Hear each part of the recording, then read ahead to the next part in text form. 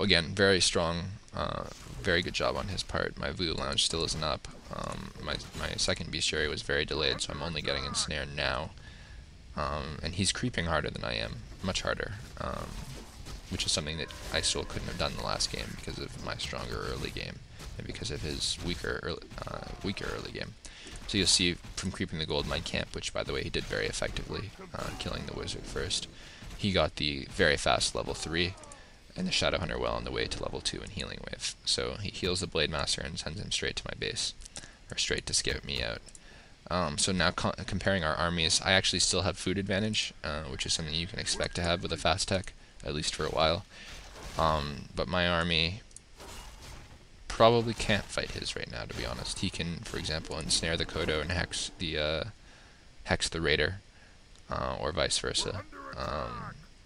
And he can use peons in the fight, even though his walker's coming out now. So he'll have Spirit Link, which makes peons very viable. Notice also, because his Blade Master is level 3, this is something that wouldn't happen with a level 2 Blade Master. He's able to chase down my peons, which are going to tower. And this is very ideal if you're a Blade Master user versus a Farseer user. You know there's a tower rush coming. What's the easiest way to slow it down? Kill the peons that are going to build the towers. And the same is true of human players. If you can kill all of the militia, it buys you that much more time to heal and do your thing, and get your walkers out, your dispel up before the tower push comes. And all the while that he's doing this and slowing me down, his Shadow Hunter is creeping. Now he's almost level 3. That's not true. He's on his way to level 3, which is definitely the other key level for him, is the level 3 Shadow Hunter. But level 2, definitely better than level 1.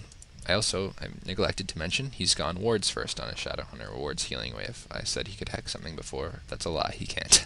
But wards are actually the better call for 2 reasons, which I'll explain after this battle. As far as the battle goes, priorities for me, he has no Kodos, so I hex the Raiders. I want those to die as fast as possible. He ensnared one Kodo and hexed another, very smart on his part. I still get 1 Devour, obviously it's the minimum Devour I can get. Try to do some micro, I save a Raider. The wards are getting up. The longer the battle goes, the more effective the wards become. I should be devouring right now with these Kodos, but I think, yeah, bad pathing on one of them. There we go, the Devours go off. His ensnare's a little late. Unfortunately, that Kodo's within range of not only the burrow, but all his wards, so it dies very quickly. Very smart to focus down that Kodo, because it freezes Grunt. And as far as that battle goes, I think I poured it at the right moment. 42 food versus 46 food, so it's pretty even in food. As far as wards go, I want to get back to that because that's a really key point to this game. He went wards first. The reason for that, I think, is because he was expecting the tower rush. That's something you can expect. You know that the Farseer cannot hold up versus the Blade Master in the late game because the wolves just get dispelled. Chain Lightning's awful. It really is. It's one of the worst AoE spells in the game. And because the Blade Master's damage output's just ridiculous, right? And since I didn't go walkers especially, I don't have Link, and he does. So the longer I wait, the worse it is for me. So the reason he's going wards is because he knows he's going to be on the defensive a lot, and because he had the level 3 Blade Master especially, he was able to project when he'll be fighting me. And the reason that's good for him is that it gives him time to set up the wards. And you're going to see right now the same thing's happening. His Blade Master's wind-walked, he knows my army's coming, and his Shadow Hunter is just chilling at the choke point setting up wards. So he's already got 2 wards set up, and if he can force a fight here, which is exactly what he wants, he'll be in very good position.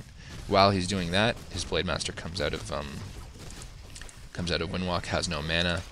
I surround it, and he's going to be forced to Town Portal, I believe. Smart on his part is to not wait until the invulnerability potion wears off before porting, because I'm standing by with, I've literally already clicked hex, and I'm holding the trigger over his hero, so very smart on his part, otherwise his hero would have died. Unfortunately for me, my peons, I did not control them well. They were heading to his base, so I've lost some peons. Final fight of the game, he has 2 raiders up. I have, or 3 raiders rather. I have a lot of Kodos, which is good and bad. But some ensnares go off. Unfortunately, the first one was already weak, and it's basically a downhill from him killing the first one. And then after he kills one and it pops a unit out, the others are going to die that much easier. Also notice the link, the fact that he's fighting with peons, and the fact that he's fighting with 3 wards up, which are just, you know, he actually went level 2 wards too, which is very worthwhile noting, instead of level 2 healing wave. It just does that much more damage to Kodos and makes them pretty much useless. Dispel, as soon as the wolves come out, they're dispelled, and you'll notice he's got my hero, my Farseer, semi-surrounded. Oh, he went Hex as well. What an odd assortment of skills. I guess he never went healing wave, I'm sorry. But yeah, okay, that's why he got the Hex off. I didn't think he went Hex. Regardless, I had already lost the fight there, so very well played by Danger. Pretty much textbook countering to my particular strategy. Get game 3 please, uploaded, or loaded, 1 minute, 1x speed. This is a game between RECA Mosaic, Canadian Orc player, good friend of mine, nice guy, very strong Orc player, and Fook, who's also a very, very, very strong Orc player, and a renowned Farseer user. So get this game to the 1 minute mark, 1x speed on Mosaic's point of view, and we'll talk about the map for this matchup. I've already mentioned in my human audio commentary that this is pretty much a pro Blade Master map. Fook's going to disagree with me in this game, but I'm going to respectfully disagree with him. As I mentioned in the human audio, there are something like 11 places that drop Claws of Attack on this map, and on top of that there's a marketplace, so how can you not want to abuse the Blade Master and get ridiculous critical strikes, particularly versus intelligence heroes.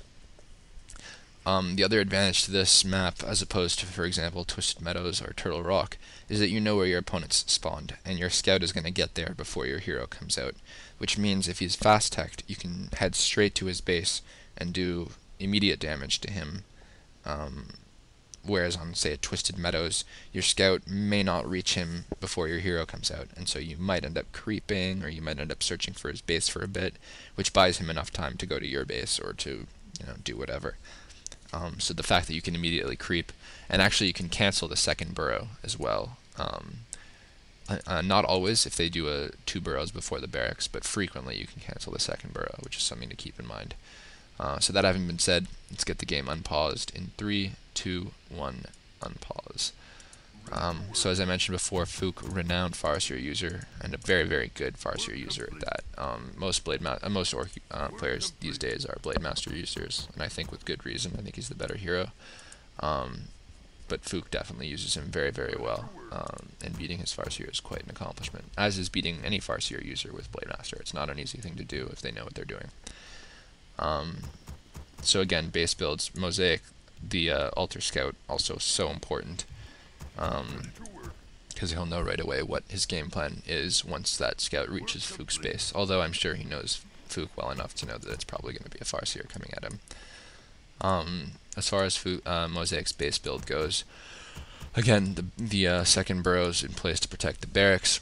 There's nothing protecting the altar, but it's far enough out that if the towers are set up to the right of it, they're not going to be hitting the gold peons, which is another key thing against tower rushes. You do not want their towers to get up in a position where they can damage your income, particularly your gold income, because you can change, you know, which direction the wood peons are mining in.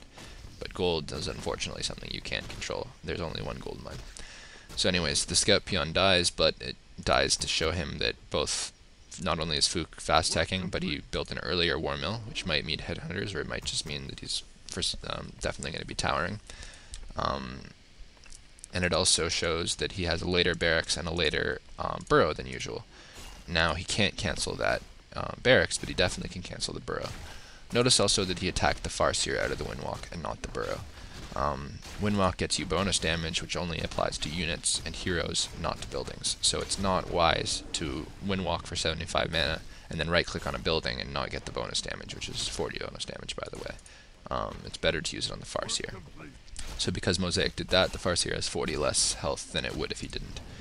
Notice Fook also, really little sneaky move on his part, but something that Farseer users are pretty used to by now, recasting the wolves before they die.